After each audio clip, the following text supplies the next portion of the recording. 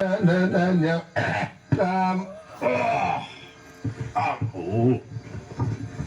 ముత్తాయసంగా ఉంది. ఏంటి గురుగారు కడుపు ఏమన్నా బిర్రుగా ఉందా? అవునరా, ధ్వజస్తంభ స్థాపన సందర్భంగా నవపప్పు ధాన్యాలు దట్టించి నేతిలో రంగరించి 3 వాయిలు లాగించారు. కొంచెం ఇబ్బందిగానే ఉంది. నవపప్పు ధాన్యాలు ఏంటి గురుగారు? ఉన్నవి 2 కందిపప్పు మినపప్పేగా. నవపప్పు ధాన్యాలు తెలియకుండా బ్రాహ్మణ పుడకలా పుట్టావరా? నవపప్పు ధాన్యాలు చెప్తాను, నోట్ చేసుకో. చెప్పండి.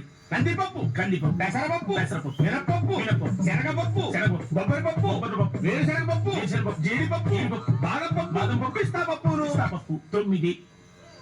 ఆ 10వ పప్పును కూడా మీరు తినుంటే గుళ్ళో ప్రధాన పూజారి పదవి నాకు వచ్చుండేది. 10వ పప్పు అది నేను తింటే ప్రధాన పూజారి పదవి నీకు వచ్చిండేదా? ఏమిటా పప్పు? గన్నేరు పప్పు. చంపేశారు. జనం వచ్చారా చూడు.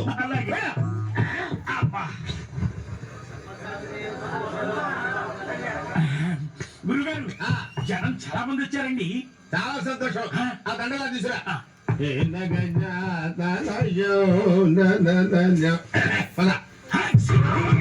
ఒరే దరిద్రుడా, శుభం అంటూ హరికథ చెప్పడానికి వెళ్తున్నా దరిద్రం తుమ్ములేమిట్రా? నీ ఇచ్చుడా ఏం జరుగుతుందో ఏమిటో. పద. గురుగారు ఏంటండి ఇది అసహ్యంగా? పెద్ద పెద్ద వాళ్ళు చాలా మంది వచ్చారు. వస్తే తొలగిపోతాను అనుకున్నావా? అప్రాచపోతావా? శృతిలో కలిపేయండిరా. ఓం నమః శివాయ. హర హర మహాదేవ శంభో శంకర మహిమాం. మహాజనులారా, కథాకాలక్షేపానికి ముందు 2-3 త్యాగరాయ కృతులు వదులుతా. ఒకటి సరిపోతుందేమో.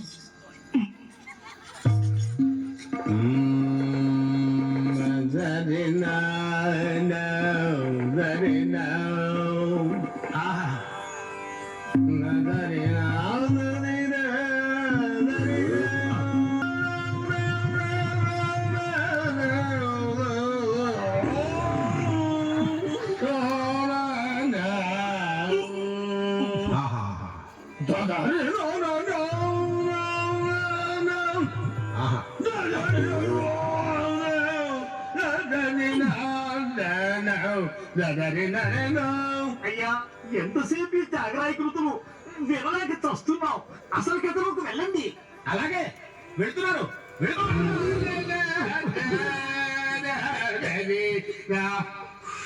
అమ్మయ్యా. ఎలా హనుమశాస్త్రి గురుజీ చాలా ప్రశాంతంగా ఉంది. ఇక కథలోకి వెళ్తా.